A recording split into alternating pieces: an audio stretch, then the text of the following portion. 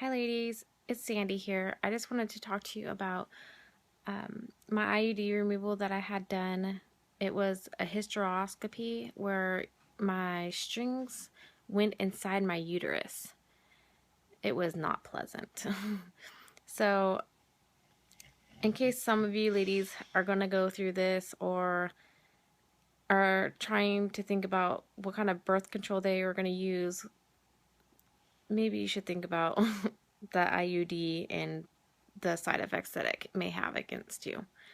So I had the IUD for about almost 2 years, and when I went to go get it checked on, they had to do a sonogram, and it showed that the strings went inside my uterus.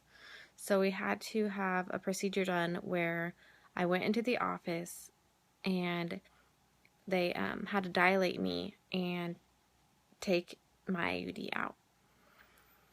So I'll start from the beginning. When I went into the office, I had to, of course, undress from the waist down. I was nervous, very nervous, because I was afraid it was going to hurt. Yeah, so I was really nervous. I was like nauseous almost. Like it was horrible. So the first thing he does is he takes the spray stuff that they put up inside you to try to numb it. That doesn't really work. So then he also uses the needle to numb you up inside. And then he takes a tool to dilate you. Each tool will open you up further and further. And it's very painful, like really painful. So once he got me dilated enough to where he can stick the big camera and everything in there, they turned off the lights. They have to stick a camera. Then they have this other thing that goes inside the camera where it has like little clippers. So it'll pull the IUD strings out, and then another part of the tool is solution that goes inside your uterus. It keeps, I'm guessing it keeps everything clean while he's putting all these tools and stuff inside you. But it's very painful. I didn't think it was going to be that painful, and it was.